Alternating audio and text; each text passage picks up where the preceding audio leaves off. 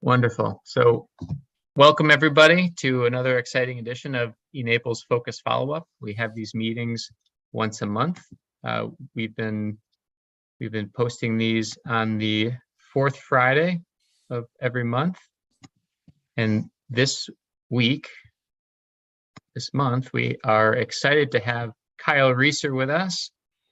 He has been a longtime e-NABLE volunteer and recently is returning from a trip to Tanzania, which was a project that he posted within the Lumio voting platform for the e-NABLE Fund. He was awarded the Creality Brand Ambassador based on his trip previously, and currently is working in Rochester, New York at Bausch & Lomb, and has a long list of really exciting projects and collaborations, but we are eager to hear from him about his recent trip and how it went. And if you want to maybe give a little bit more background about who you are and what you're working on these days, just as an introduction, Kyle, that'd be awesome. Thanks, Ben. Yeah, I mean, you did a great job. Currently, I'm an engineer at Bausch & Lomb. I do innovation around contact lens design. I also do a lot of work at the Rochester Makerspace, so I'm always interested in learning new skills and taking up new hobbies. And another one of my passions that I share with Ben is connecting with people across cultural barriers and across language barriers. And travel and volunteership has been a big part of that over the last couple of years. So yeah, this recent trip to Tanzania was a wonderful thing. And I wouldn't be where I am right now, and I wouldn't have gone to Tanzania and helped as many people as we were able to without the support of e-NABLE volunteers and the e-NABLE Fund. So I'm looking forward to talking about that today.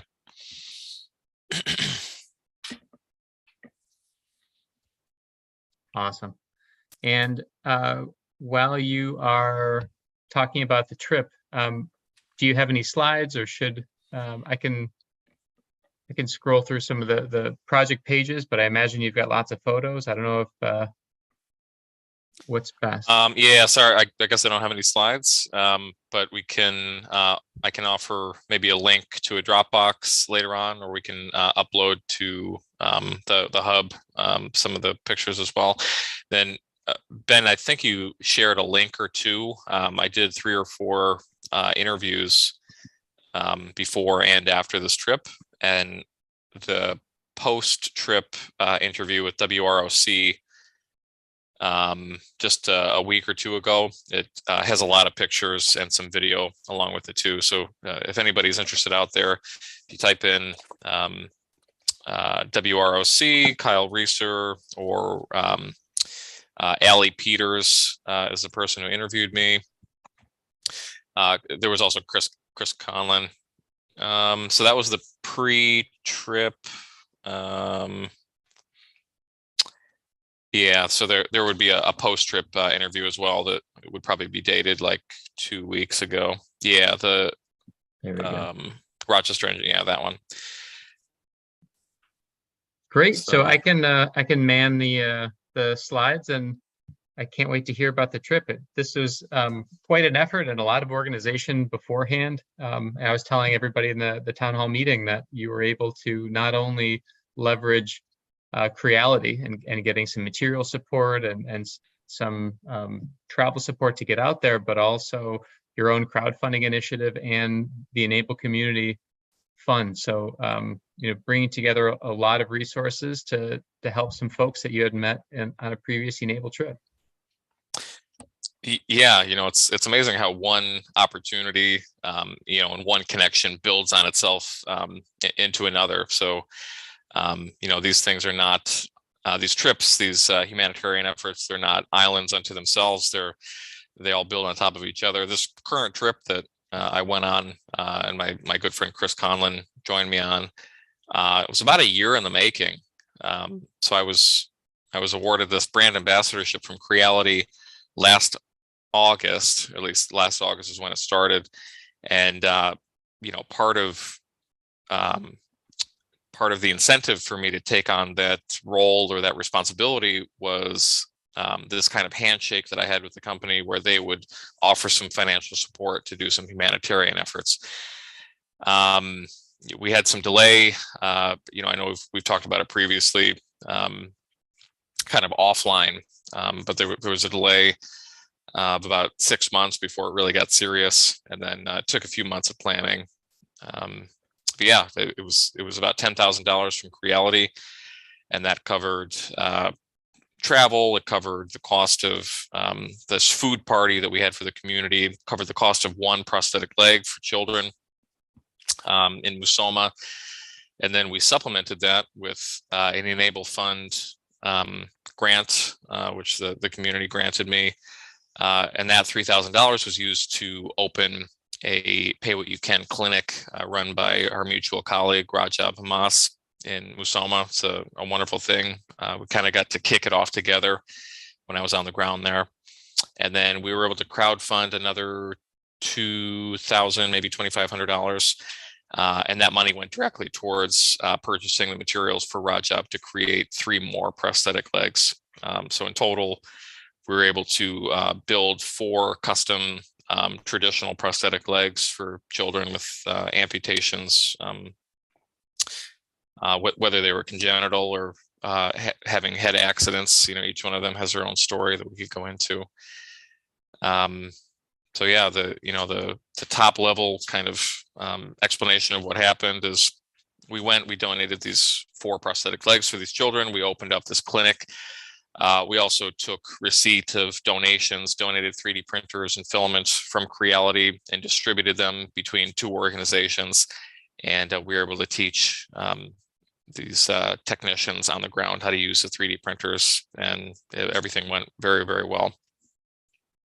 That's amazing. And for e-NABLE, I think it's something that's been a discussion in various regional groups on how outreach can sustainably work. Sending a device from let's say the US to a family overseas often is a one-way relationship, and this is a really wonderful example of kind of a longer term investment, and also something where by visiting and spending time with the professionals in the area, you were able to rally the resources and the interested parties to be able to really go back and make a difference.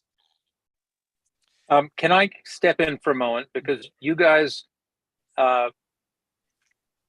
Kyle has been there and done that. Ben watched the movie, but I get to play the role of the ignoramus who's just piecing this story together from your various contexts. So let me ask a few leading questions to try to get the narrative in place. Thank you, John. So we're talking about Tanzania, and you had been there previously and made some connections, and now $3,000 from the investment fund, from the e-NABLE fund, became $15,000 through matching from Creality and with crowdfunding. And then you and a good friend of yours, whose name I've never heard before, head off to Tanzania. With what in hand, right? What did you think you were going to do when you set out? Yeah, that's a really good question. So the extent of the trip kind of changed, developed over the course of a couple of months before we went. So initially, before we brought in kind of the extra funding, it was solely going to be kind of this Creality based trip where they would pay for me to go over there. I would take receipt of some of these 3D printers, and essentially from their perspective, it was going to kind of be like a marketing thing. I was using their resources as well as I could to provide 3D printers and training to people at Lake Victoria Disability Center, where I had done work 3 years ago.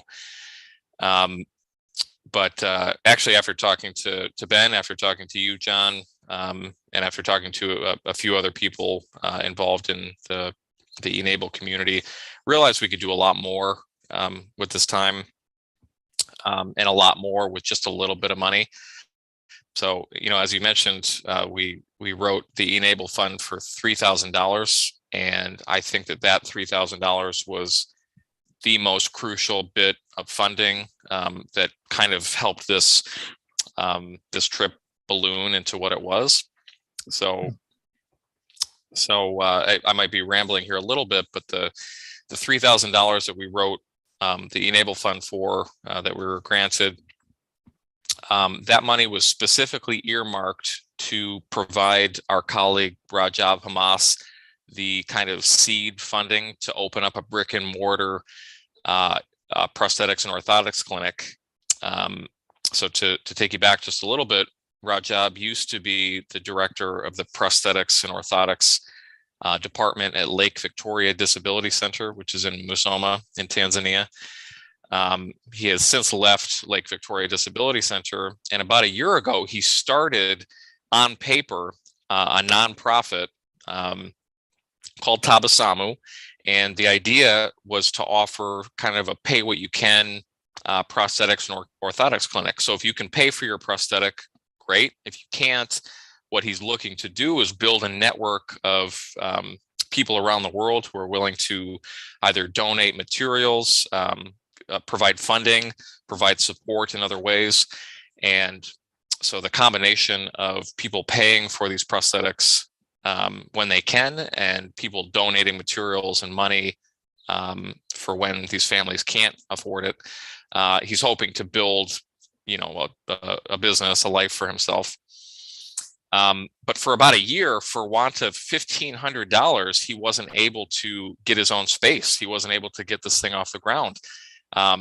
So when he told me that $1,500 would be enough money for him to sign a lease for 6 months and purchase furniture and kind of get everything off the ground, I mean, $1,500 goes a long way in certain parts of the world, and it goes a much shorter way in other parts of the world.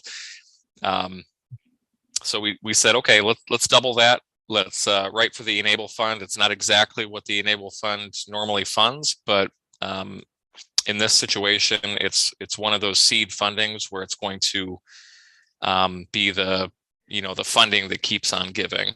So yeah, that $3,000 was okay. So crucial. That's very helpful. So now you've got some money. You've got Rajiv in Tanzania. You've got your friend Chris. What does he do for a living?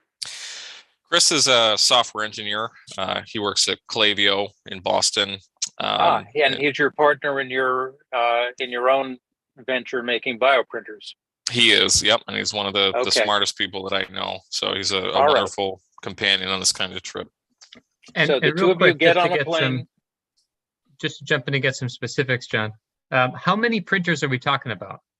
So when you looked at this clinic that Rajab was hoping to set up, how many printers, how much material did you have to bring?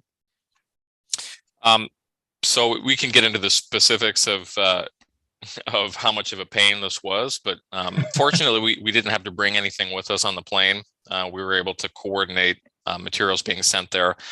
So where we landed was 6 3D printers in total, and we ended up with about 50 rolls of filament.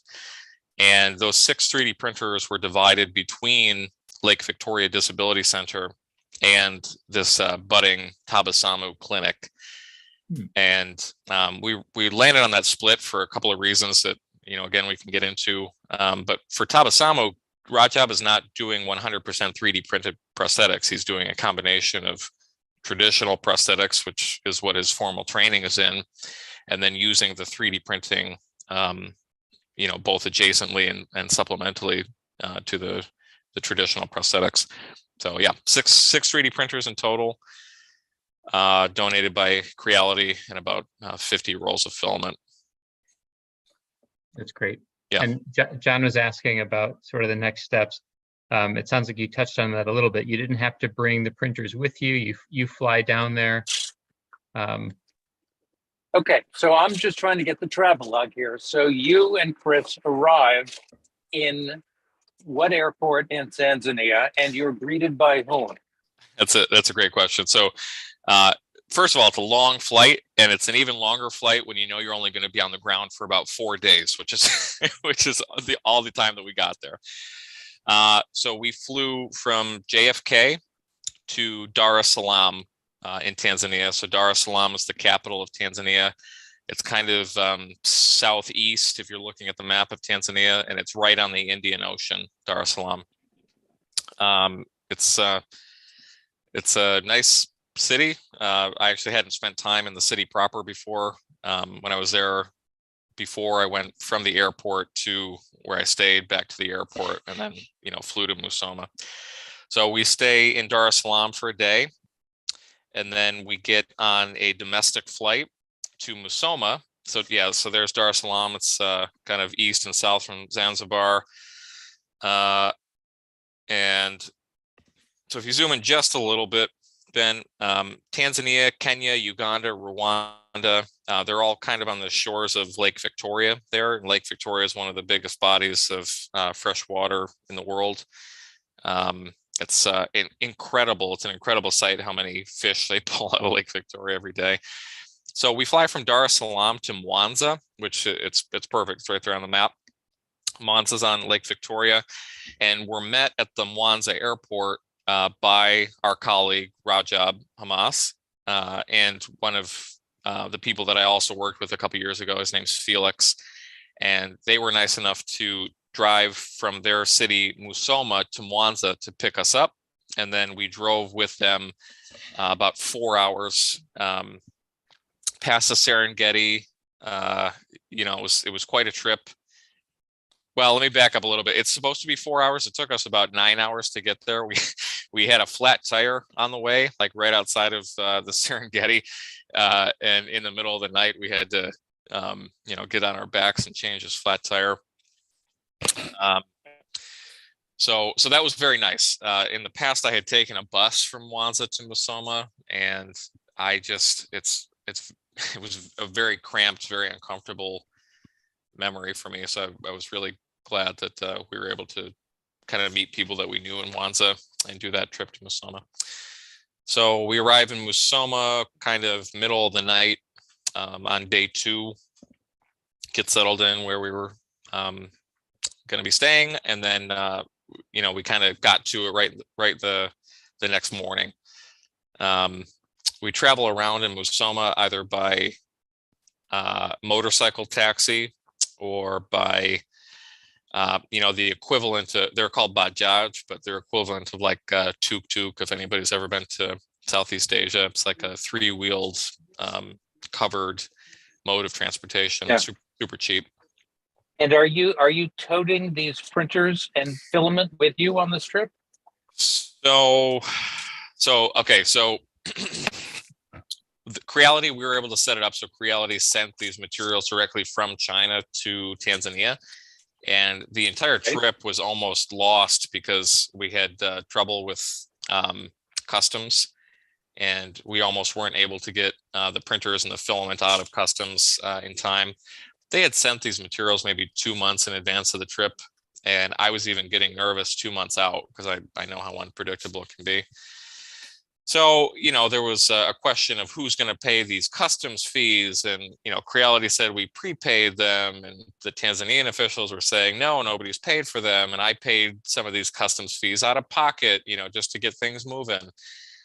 And the almost the nail in the coffin was about a week and a half before Chris and I left for the trip, the customs office just closed. They sent an email saying, hey, we're closed until further notice. We'll let you know when we open back up. We're not taking any any payments at the moment. We're not releasing anything. We'll see you when we see you. And that combined with their policy of any package that's left in customs for more than 30 days gets sent back to its origin. Those two things were kind of coalescing at the same time. And so, basically there was a time where we thought, okay, none of the materials are going to be on the ground at the moment. so in that scenario, if we hadn't written for the e-NABLE grant, if we hadn't done the GoFundMe, on top of the Creality funding, basically we would have been traveling to Tanzania for nothing, because from Creality's perspective, we were going there to deliver these donated 3D printers and train on them. So, just as an aside, this is something that I'm 33, so I've learned a lot in my life, but I've got a lot left to learn. And, one thing that e-NABLE and Ben and John, started teaching me and continue to teach me over the last couple of years is that there are certain times where you make your own opportunities in life, especially with something like the e-NABLE fund. The e-NABLE fund is wonderful because somebody's got an idea, they need a little bit of seed funding, and if they get it, they go and they bring something into the world. And, something like this trip, if I had just done what Creality wanted on paper, then this would have been all for naught. So, the idea of saying, what else can we do? How can we get the most out of this trip? Being able to open up the clinic, being able to deliver these prosthetic devices to these children, we made that happen. It wasn't going to happen on its own. We made it happen. And in that way, even if the 3D printers were stuck in customs or sent back to China, we would have been able to accomplish something big regardless. So, it's important to make your own opportunities, and it's important to, I suppose, have a backup plan, as it were, if things go awry. So right. Well, the saying, plans are worthless, but planning is everything. And so having this, and then being willing to go out there and put the pieces together in real time is, I think, importantly what it takes. So I appreciate all of the commercial e-NABLE fund, but I'm really just trying to get your story. So somehow you and the printers get to Lake Victoria at the same time. Yes? Yeah, the printers arrived probably 2 days before we got there. So it was wonderful. So we had 12 boxes total. We had 6 3D printers. We had 4 boxes of filament. We had 1 box of t-shirts that said Creality on them. And we had 1 box that had a big Creality banner on it. And a little funny aside that maybe it's just me that finds this humorous, but Creality, in the $10,000 that they provided for this trip, I earmarked some of it for a food party that we ended up having at Tabasamu for more than 100 members of the community. It was kind of a get to know you. Hey, come have some food, learn about Tabasamu. It was a wonderful thing. And Creality sent a big banner for us to put in the background, for the pictures. And they sent about 100 t-shirts. And my contact at Creality, we were talking about the t-shirts, and she said, is extra large okay? And I said, well, yeah, we'd like some extra larges, but we'd like a range: small, medium, large, extra large, maybe a couple XLs. People come in different shapes and sizes. And she said, oh, the problem is that extra large is the smallest size we make for foreigners. Basically, yeah, that was their small. So we got XL, XXL, and XXXL in our box. So I think by the time we got on the plane and we were in the air, we had 11 of our 12 boxes, and the last of the 12 boxes was released like maybe when we arrived in Dar es Salaam. So it was really close. Wow. So Rajab took receipt of all of these boxes. He picked them up, he brought them to Tabasamu. And so, in his budding, very small footprint facility, he had all the 12 boxes. And then our first day in Musoma, Chris and I had to take the Bajaj to Tabasamu and pick up 4 of the printers and some filament and take them. We had to hail 2 Bajajes. One Bajaj had all of our materials in it. The other Bajaj had Chris and I, and we delivered them to Lake Victoria Disability Center. All right. So there you are. A lot of scrambling, but virtually all of the material and our fearless leaders arrive at Lake Victoria Disability Center, where you had been a couple of years previously Yes. as an e-NABLE fellow. And is that the place where our friend, who I don't remember his name, was based also? Yeah, The European. Oh no, Okay, Roberto. let's not digress. That's right. That's right. Yeah. Okay, so there you are at Lake Victoria. They have an ongoing program for prosthetics. Were they doing 3D printing there before you brought in the new printers? They had done some 3D printing there previously when Rajab was there, but when he left, the 3D printing kind of went to nothing. Okay. So now they are refreshed and renewed. And then is that where you did the lower limb prosthetics that you mentioned at the beginning? No. So I know that this is a little bit confusing because we had so much to do. But the traditional prosthetics that were made, all of the prosthetics that were made on this trip were made by Rajab through his new facility, Tabasamu. Okay. Yeah, so the work that we did at Lake Victoria Disability, basically the 4 full days that we had on the ground were all split in two. In the mornings for 4 or 5 hours, we spent at Lake Victoria Disability Center, where we were setting up the 3D printers, we were calibrating them, and we were training about 10 technicians how to use them. That's how we used our time at Lake Victoria Disability Center. That's fantastic. And those printers are going to be used in classes to teach children.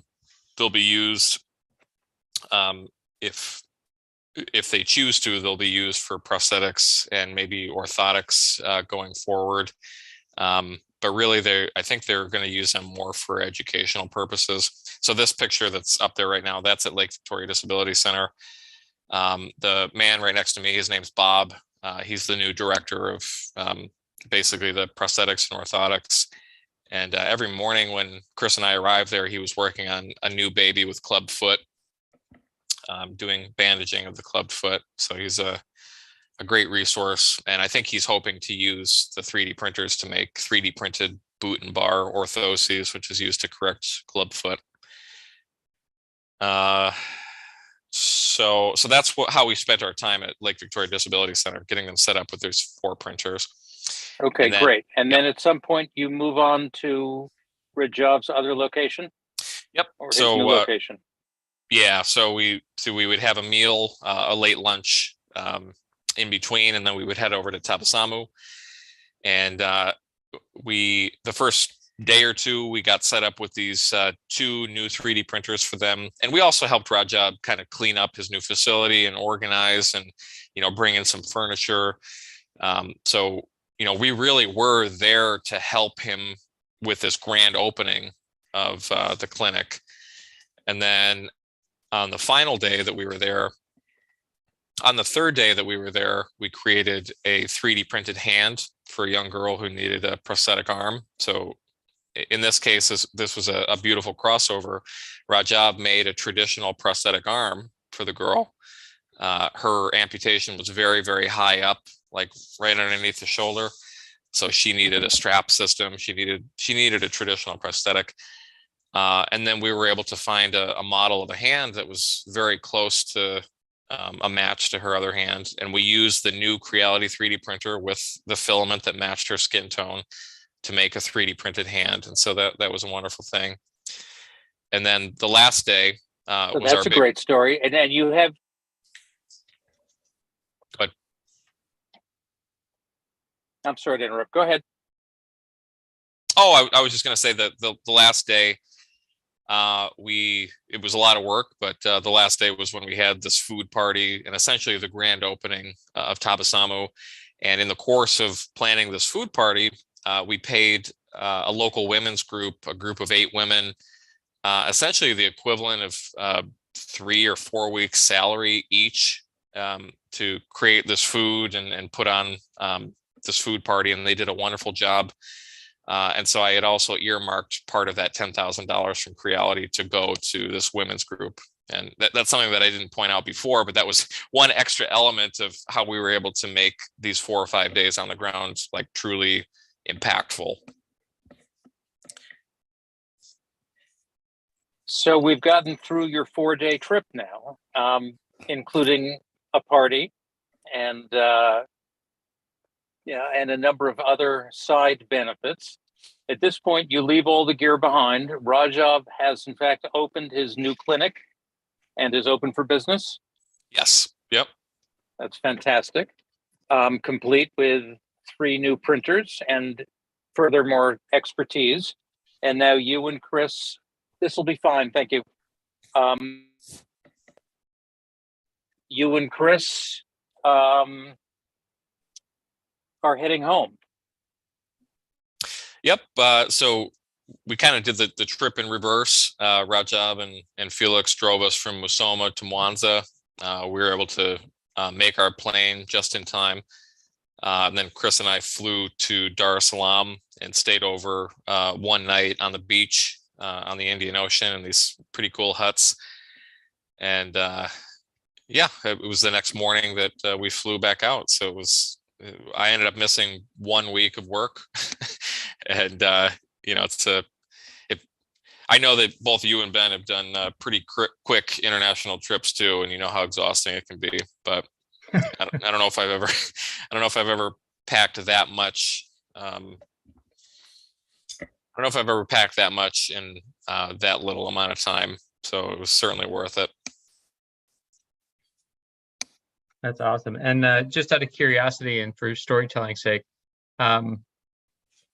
what were some of the surprises along the way? So aside from the shipping complications, which sort of just all came together at once, I imagine that as you were making your way through this trip, there were a couple things that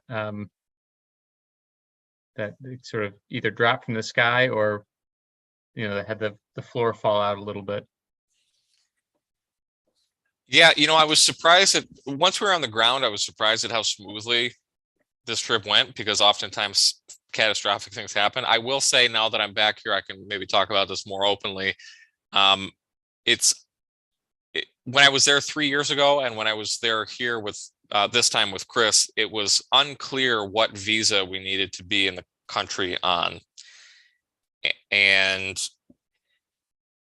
basically, we fell into a weird category where they consider any sort of volunteership work, but you can't get a volunteer visa for the short amount of time that we were there. And so the director of Lake Victoria Disability Center essentially has like friends in immigration that he talked to on the side, and yeah, basically just kind of cleared it for us to be there. So it's just a weird feeling. So we kind of had to lay low while we were in town, even though we were doing good things, you know, not bring too much attention to ourselves. But, you know, it's always kind of a weird feeling when you don't know exactly where you stand in terms of like law enforcement. So, yeah, but we didn't have any issues with that. I think basically where we ended up with was a tourist visa was fine. You know, we, in the grand scheme of things, we weren't doing that much work. We were just kind of overseeing other people doing work. We had that tire that blew out on our way to Musoma in the middle of the night. You know, that was a little bit of an issue. We had to contend with a little bit of power failure, but nothing like what happened a couple years ago. A couple years ago, we had no water, no running water for 9 days, and you know, 20 or 30 power outages a day. So it's getting a little bit better. Wow. But yeah, nothing truly bad happened aside from, you know, needing to make changes in accommodation on the ground. But, you know, it's really didn't have anything to do with the trip. I wish it was something, you know, it's great when a trip goes according to whatever plan you have in place. I wish there was something more exciting to talk about, but yeah.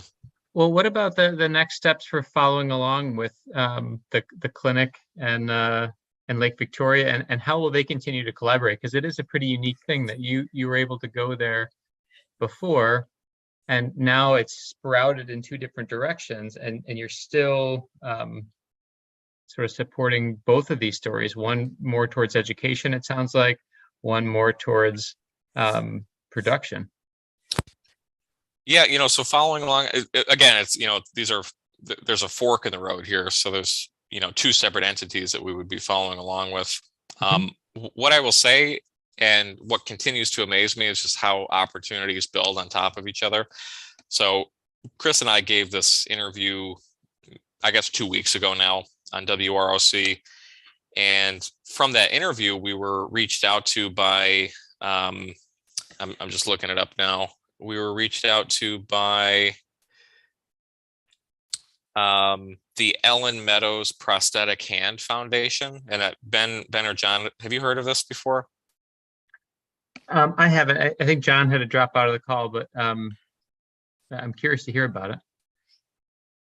So the organization, the web address is L, like the letter L, N, the letter N, the number 4, and then handproject.org, ln4handproject.org. Oh, yes, I have heard of the LN4 Hand Project before. So they reached out to Allie Peters, who was the news anchor who interviewed us, and then she transferred it to me, and then I transferred it to Rajab. But essentially, long story short, now the LN4 Hand Project has established a relationship with Rajab and Tabasamu, and they were going to start sending full prosthetics and materials and supplies to Tanzania. So if nothing else, we were able to get this clinic off the ground and open up lines of communication for Rajab and Tabasamu towards people with money and benefactors and opportunities for continued growth. So that's pretty exciting. That's great. In terms of Lake Victoria Disability Center, I think, it was a wonderful thing to be able to provide them with the 3D printers. I think from the perspective of e-NABLE in our community, it's Rajab and Tabasamu who we probably want to keep tabs on and see if we can continue to support in the future. Lake Victoria Disability Centers, it's a big entity. They've got their own, endowments, as it were. They're really not hurting for money, as far as I'm aware. And they always have, a rotation of volunteers that come and lend a hand. So, Tabasamu is basically just Rajab and his colleague Felix right now. They're in that kind of tenuous state where they're going to need continual support. They're going to need to, build up their client base and to become self-sustaining and a long-term entity. I'd like to find ways to continue to support them. That's great. And is there a web presence or? For them, not yet. I don't think so. So later, or maybe in another posting, we can provide Rajab's contact information. Basically, any time of the day or night, if you reach out to him on WhatsApp, he's going to get back to you. And he's just the nicest guy. We've had conversations every which way. I'm trying to find the crack in the facade, but he just truly is a good person. So finding ways to support him any way we can, I think, is going to be a good thing. And Ben, I would like sometime in the future, if you could get over there. I think, especially from a storytelling perspective, I think Rajab and Tabasamu could really use that. John's presence is always great and inspirational in these places as well. So I see ongoing opportunities for maybe us to support other e-NABLE volunteers to get over there and help as well. So awesome. You're scrolling through some of these pictures from Lake Victoria Disability Center. The other cool things that they do, if you scroll up one picture, they have a metal shop where they make wheelchairs, they make tricycles, they make wheelchairs that are hand powered, they make crutches. They also make like window treatments. I don't know the right word for it, but if you scroll up just if you can find any picture of their windows. Oh, this is in Rwanda now. Jump down. I don't know where these gym pictures come from. No, this is the Rochester First That's article. the Rochester First. Yeah, okay. Well, anyway, they make these metal bars that are kind of decorative that go over windows as well. So all that is to say that this was kind of neat. So Lake Victoria Disability Center in Musoma and the hospital system that I worked at in Rwanda a couple years ago, they both share a similar like business model where it's a hospital, but also on the grounds are like grounds for farming. They also have like businesses like these metal shops where they're creating these wheelchairs. They're making, oh yeah, so that's one of the window treatments they make, that lattice work.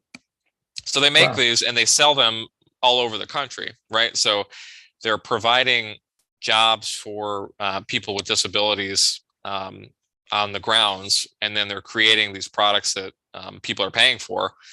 And that's another source of revenue outside of patients just coming and, and paying money.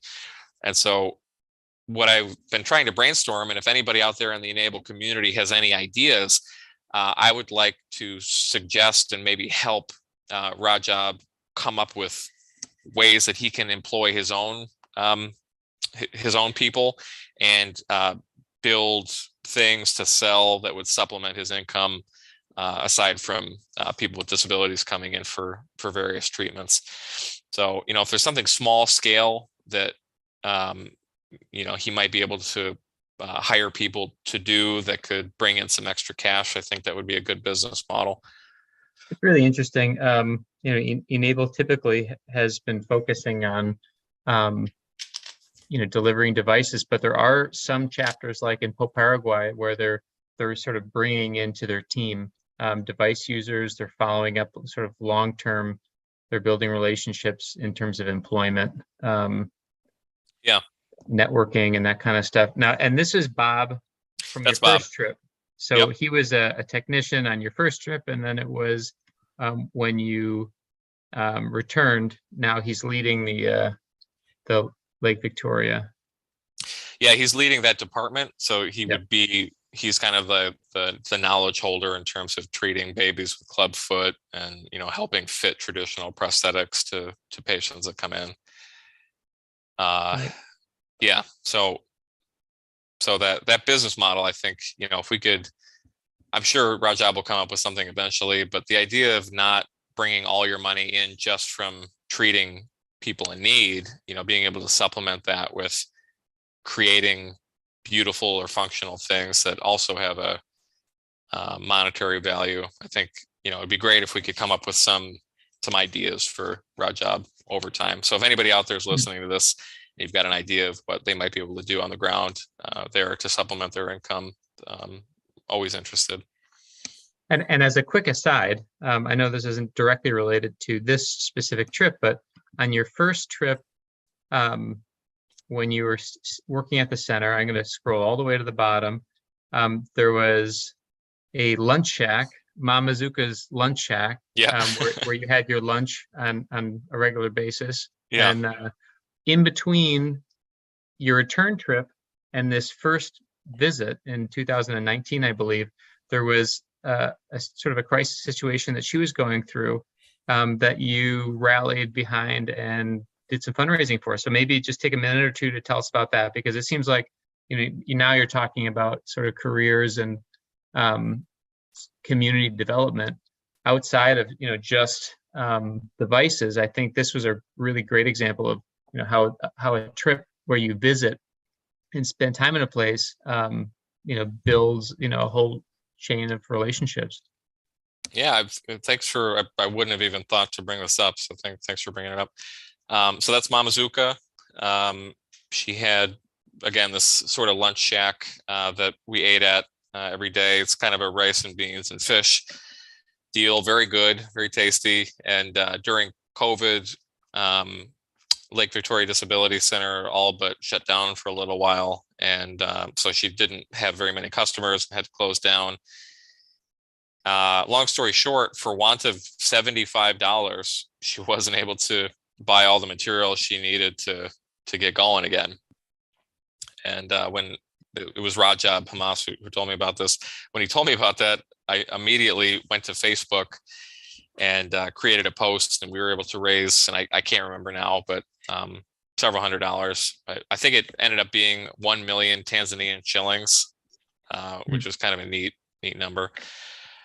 So we sent that over, and within a couple of weeks, she was able to not only kind of rebuild her establishment, but she was able to expand it by a factor of 2 or 3 in terms of its size and seating capacity.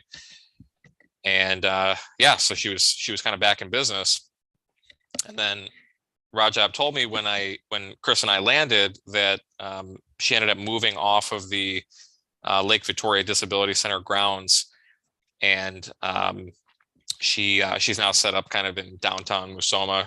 She's still got kind of the shack set up, but I think she's getting more customers now downtown Musoma. So yeah, it was a wonderful thing. We were able to provide her the seed funds to get back up and running, and then she was able to once again provide for her family. So it's a great thing. You know, I heard somewhere, and I'll butcher it, but you know, it's hard to have empathy for a large group of people until you have empathy for an individual. And you know, there are so many good people out there who just need the littlest bit of a boost, and then they can go on and provide a wonderful impact to people around them. So, you know, getting Mamazuka back up and running, she was able to provide, you know, low cost meals to, you know, hundreds of community members every day. You know, so it's the seed money or the gift that keeps on giving there. Very happy to do that. Amazing.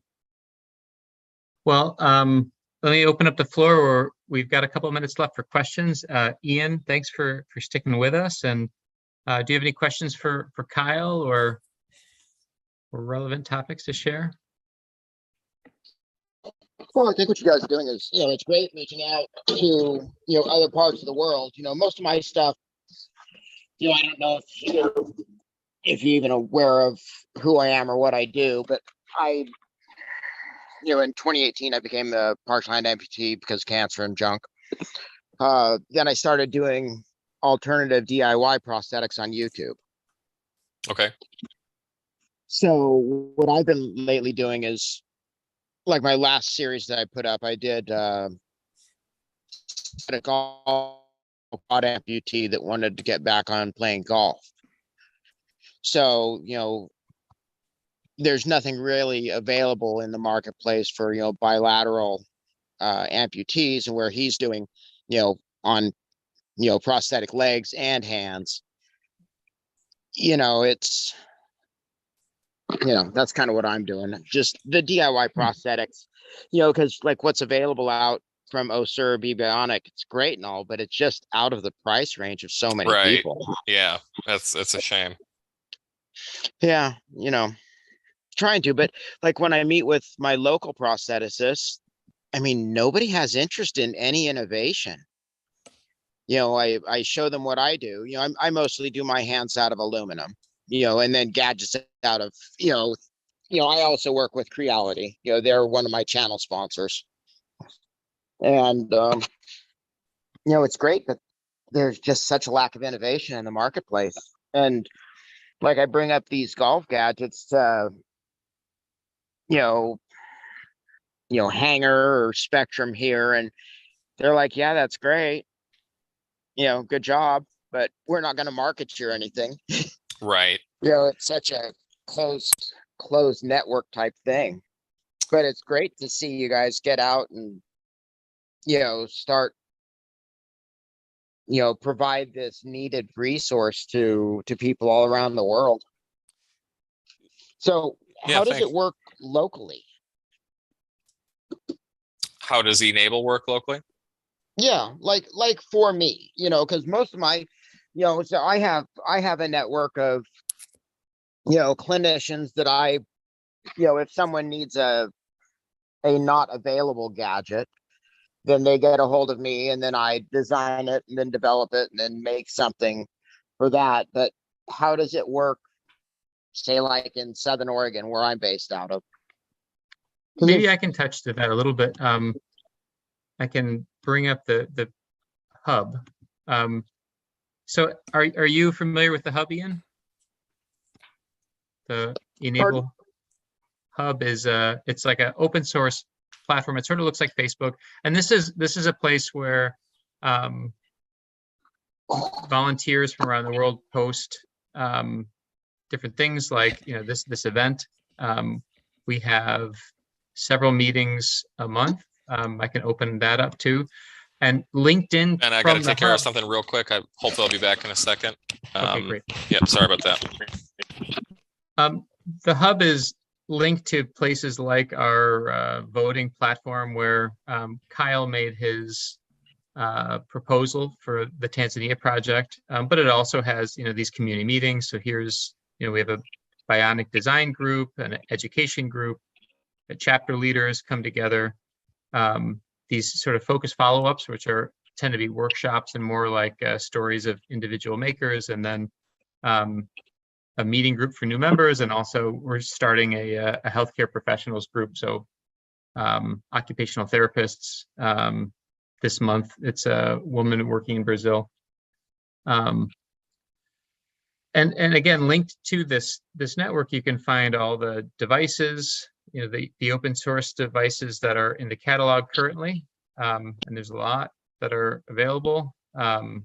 Also, a map of the different. Let me open this up. A map of the different chapters, and volunteers are in about 120 countries.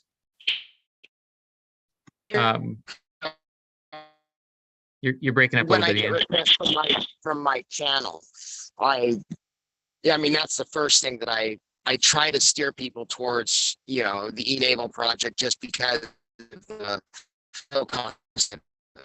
Have me, spend 500, 800 hours designing a device when when they've never even tried a device on their residual limb before.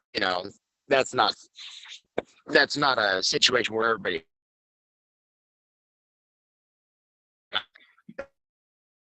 Right, you're breaking up a little bit, Ian, but it sounds like working in metal is more expensive and takes a lot of time. It'd be great to collaborate. I know that there's some members of the community that are working in a lot of different materials, including metal. We have a member, Rick Williams, who has been using bicycle chains. I'm not sure if you're still with us. I don't know how the internet. Okay, yeah, it sounds like you're breaking up a bit. Do you have any specific questions for Kyle about his trip? So we do have this whole network, and I'd be happy to. I'll add my email in the chat. I'd be happy to follow up with you. Okay, that'd be great. Okay, great. And again, in terms of some specific projects, if there was something that you were interested in proposing that impacted the whole community, like some kind of specific either a design or an effort, you can request funds. So we do have a small amount of central funds that are available for projects like the trip that Kyle went on, and several other projects related to design and outreach. And it's called the Lumio, or we're using the Lumio platform, sort of a place where there's voting on how to use the funds, and you can scroll down and you can see all the different projects.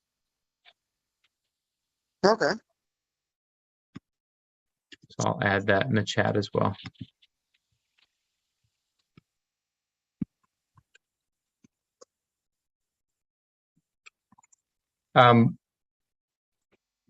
It's worth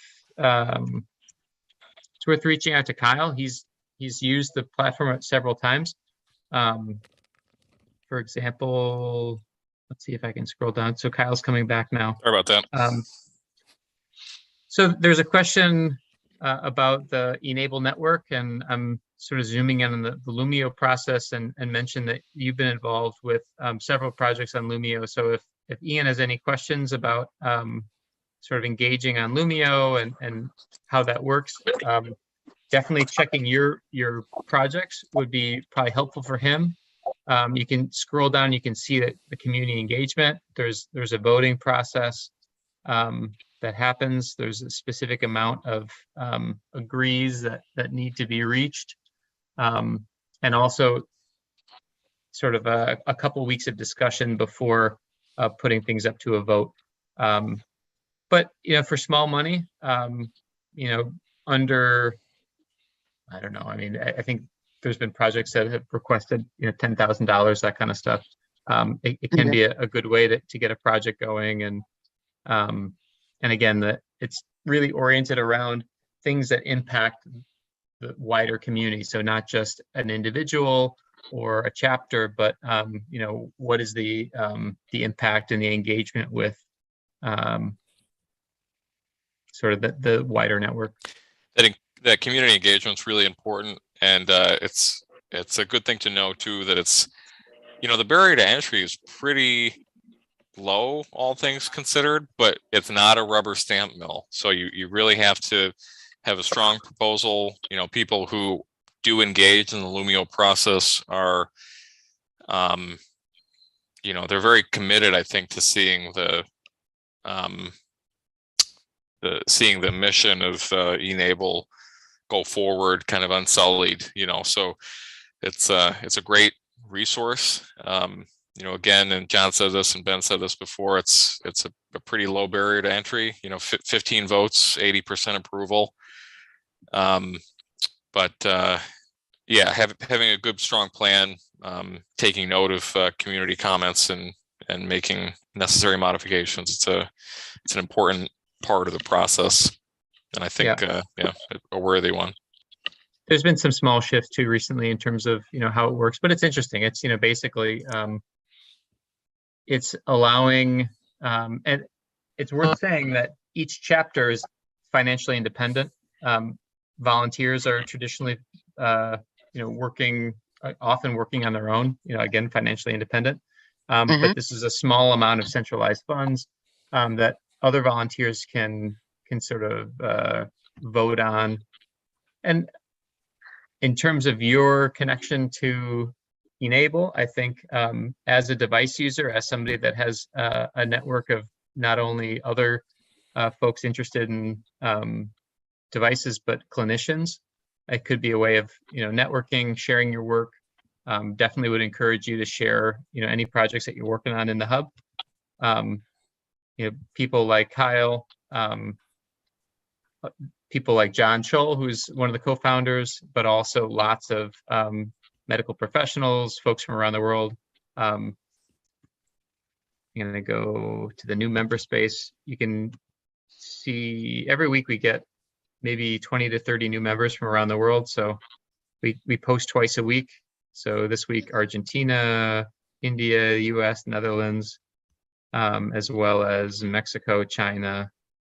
That's great. So that's cool. Well, I mean, if you wanted to get kind of a feel of where I'm doing, take a look at my channel under Ian Davis, or aluminum prosthetic hand on YouTube. That's where most of I'm also on TikTok and Instagram, but mostly on YouTube. Check it out for sure. Great. Yeah, and I'll add in the chat. We have a member named Rick Williams who's been using bicycle chains, so steel for the finger joints, and he's been having some success. So I definitely would follow up with him. He's been here he is. I use the number 15 active. Miniature mechanical. It's great. So to wrap up, I know